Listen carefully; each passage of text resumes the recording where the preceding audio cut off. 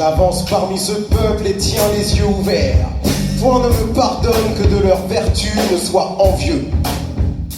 Me mordent parce que je leur dis à petites gens sont nécessaires petites vertus, et parce que j'admets mal que petites gens soient nécessaires. Encore je ressemble au coq ici dans une basse-cour étrangère. Le mordent même les poules, mais à ces poules n'en tient rancune. Avec elles je suis courtois, comme avec tous les petits désagréments. Contre le petit se hérisser me paraît sagesse de hérisson. Ils parlent tous de moi. Lorsque le soir autour de feu ils sont assis, ils parlent de moi, mais personne ne pense à moi. Ils toussent quand je parle, ils pensent que la toux protège du grand vent, du bruissement de mon heurt, ils ne décèlent rien.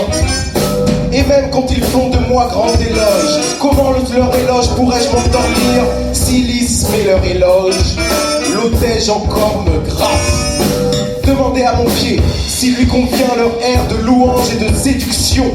En vérité, sur cette mesure et ce tic-tac, il ne peut danser ni se tenir en place.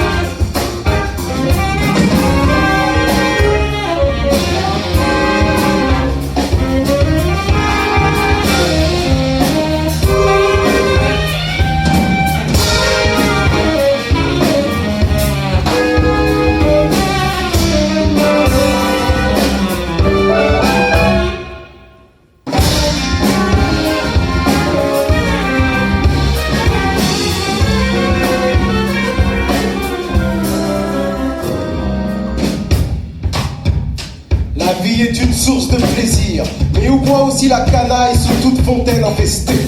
Tout ce qui est propre en ma faveur, mais je ne peux voir les gueules grimaçantes et la soif des malpropres. Au fond du puits, ils ont lancé leur œil, et c'est le reflet de leur répugnant sourire que me renvoie maintenant le fond du puits. L'eau sainte, ils l'ont infesté de leur concupiscence, et en nommant plaisir leurs sales rêves, ce sont les mots eux-mêmes que par surcroît ils ont infestés. Rebelle devient la flamme quand ils installent près du feu leur cœur humide, où la canaille s'approche du feu, l'esprit lui-même bout et fume. Tout ça tréplé devient en leurs mains le fruit, sous leur regard l'arbre fruitier s'effeuille au vent et se dessèche. Et plus d'un qui de la vie se détourna, seulement de la canaille s'est détourné, ne voulait avec elle partager ni le puits, ni la flamme, ni le fruit. Et plus d'un qui s'enfuit au désert et avec des bêtes de proie souffrit la soif, voulait seulement avec des sales chameliers ne point être assis autour de la citerne. Et plus d'un qui comme un destructeur de la revint et comme une averse de grêle sur tout verger voulait seulement mettre son pied sur la gueule de la canaille et de la sorte lui boucher le gosier. Et le morceau qui le plus souvent m'est resté dans la gorge, point n'était de savoir qu'à la vie même son nécessaire inimitié est mort de croix du martyr. Mais une fois me suis demandé, et ma question m'étouffa presque, et quoi? La canaille elle aussi est pour la vie une nécessité. Sont nécessaires, puis infestés, et feux qui puent, et rêves souillés, et verts dans le pain de la vie. Ce ne fut ma haine, mais ma nausée, qui faméliquement me dévora la vie. De l'esprit même, hélas, je fus souvent lassé lorsque je découvris que la canaille non plus ne manquait pas d'esprit.